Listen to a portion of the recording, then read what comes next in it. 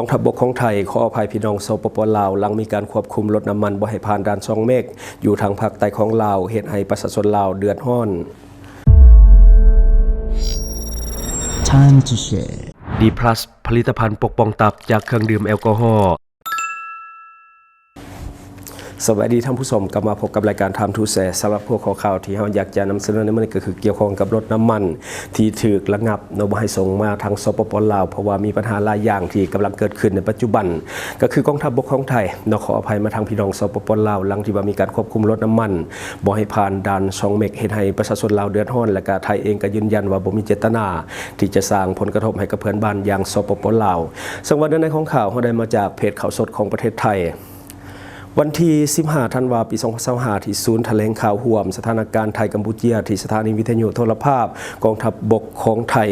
พลเรือตรีสุรสันต์คงศิริโฆษกป้องกันประเทศได้กล่าวถึงสถานการณ์ที่ผ่านมาท่านได้กล่าวว่าจะเห็นว่าความหุนแหงมีผลกระทบต่อประชาชนเป็นสำคัญเป้าหมายที่ทางกัมพูชาโจมตี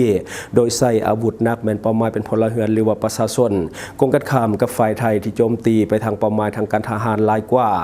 การปะทะกันเกิดขึ้นอย่างต่อเนื่องตลอดแนวชายแดนก็คือ7แขวงตามแนวชายแดนในช่วงเที่ยงคืนของวันที่ 15 ธันวาคม ปี 2025 กองทัพภาคที่ 2ได้ออกคำสั่งควบคุมการส่งออกน้ำมันเชื้อไฟและก็ยุทโธปกรณ์ต่างๆผ่าน2จุดด่านทาวรช่องเมฆตำบลช่องเมฆอำเภอสิรินธรจังหวัดอุบลราชธานีซึ่งติดกับสปป.ลาวเหตุผลหลักของการควบคุมแม้นย้อนมีการนำน้ำมันและก็ยุทโธปกรณ์ต่างๆส่งต่อให้กับฝ่ายกัมพูชานำไปใช้ในการสู้รบกับฝั่งไทยกองทัพบกได้ขออภัยพี่น้องสปป.ลาวหลังจากที่ว่าควบคุมรถน้ำมันที่ด่านช่องเมฆได้เหตุให้เกิดความเดือดร้อนพลเรือตรีสุรสันต์กล่าวยืนยันว่าไทยเองบ่มีเจตนาสร้างผลกระทบให้กับเพื่อนบ้านอย่างสปป.ลาวพวกเฮาทราบดีว่าเหตุการณ์ที่มันเกิดผ่านมา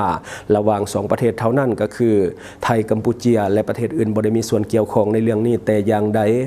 ขออภัยพี่น้องชาวสปป.ลาวที่ได้รับผลกระทบจากเรื่องนี้และจะดำเนินการมาตรการนี้ให้ว่องไวเพื่อให้มีผลกระทบน้อยที่สุดต่อกับประชาชนลาวตั้งแต่ช่วงเช้ามืดที่ผ่านมากัมพูชายังโจมตีฝ่ายไทยอย่างต่อเนื่องในจังหวัดอุบลราชธานีจังหวัดสุรินทร์จังหวัดศรีสะเกษโดยเฉพาะ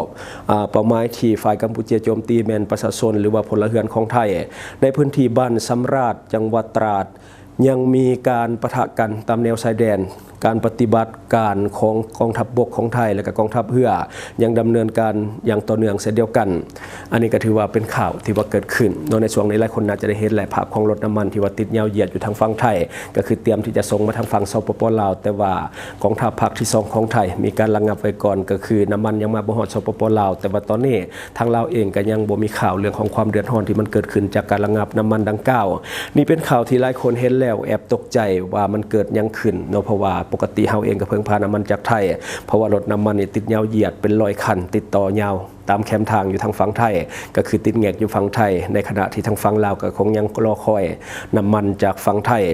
ภาพที่ว่ารถน้ำมันจอดติดกันยาวเหยียดกลายเป็นข่าวทั้งในประเทศไทยและก็ประเทศลาวและก็ประเทศอื่นๆในเพื่อนบ้านของเราที่ว่าติดตามข่าวนี้เช่นเดียวกันข่าวนี้ได้รับความสนใจจากประชาชนทั้ง2ประเทศก็คือประเทศลาวและประเทศไทยอย่างต่อเนื่องซึ่งว่าเกิดขึ้นตั้งแต่เมื่อวานต้นเหตุหลักๆก็คือนี่แหละมันเกิดขึ้นเรื่องของการระงับน้ำมันก็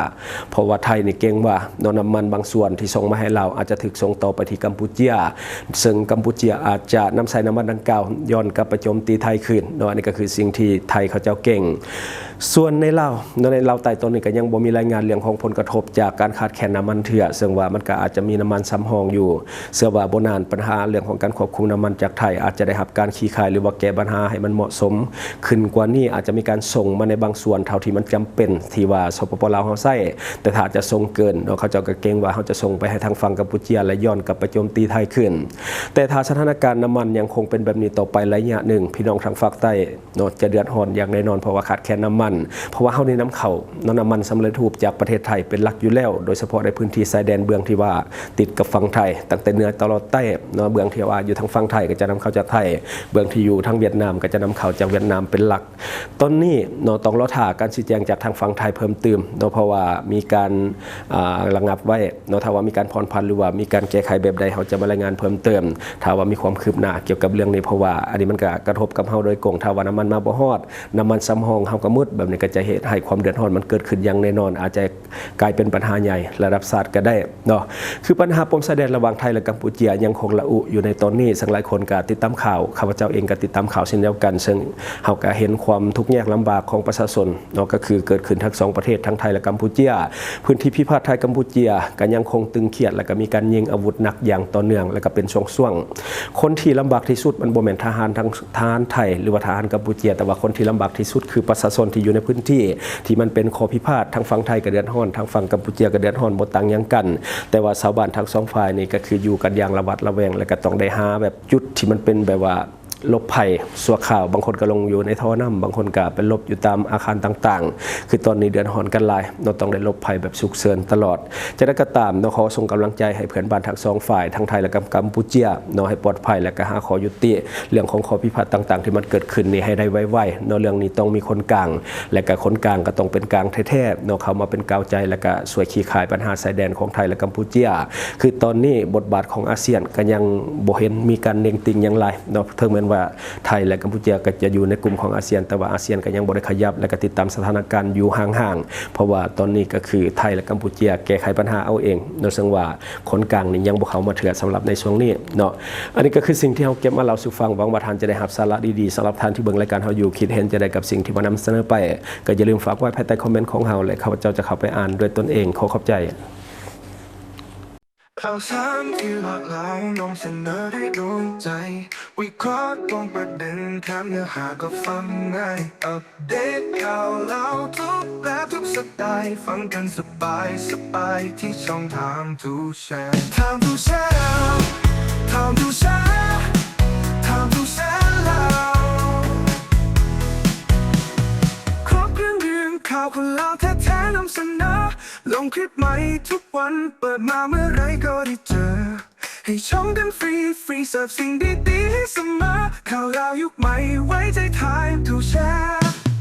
Time to share Time to share Time to share แล้วพบกันทุกช่องทางลงคลิปแบบจุใจที่ YouTube ก็ดูได้ทุกวัยทุกยุคที่ Facebook ก็มีข่าวที่หลากหลายที่ TikTok ก็วิเคราะห์ก็ชับใหญ่ข่าวเล่ายุคใหม่ไว้ใจ Time to share Time to share Time to share Time to share แล้ว Time to share Time to share Time to share แล้วข่าวเล่ายุคใหม่ไว้ใจ Time to share Time to share ครบเครื่องดื่มข่าวคนเล่าแท้ๆนำเสนอลงคลิปใหม่ทุกวันเปิดมาเมื่อไรก็ได้เจอให้ชมกันฟรีเสิร์ฟสิ่งดีๆให้เสมอข่าวเล่ายุคใหม่ไว้ใจ Time to share Time to share Time to share Time to share แล้วพบกันทุกช่องทางลงคลิปแบบจุใจที่อยู่ท่านใดที่มักดื่มเหล้าดื่มเบียร์หนักๆอย่าลืมปกป้องตับและฟื้นฟูเซลล์ตับแบบเร่งด่วนโดยผลิตภัณฑ์ดีพลัสตัวนี้แก้เมาข้างในโตมีเก็บเงินปลายทางช่องทางที่คุณสามารถรับชมข่าวสารจาก Time to Share Studio Fanpage Time to Share Laos YouTube Time to Share TikTok Time to Share Laos Facebook สิงห์ดาราสายลินอยู่เมืองลาวใช้แต่เงินกีบลาวและส่งเสริมผลิตภัณฑ์ภายในเพื่อลดพรการนำเข้าสินค้าและแก้ปัญหาเงินตา Subscribe for more video.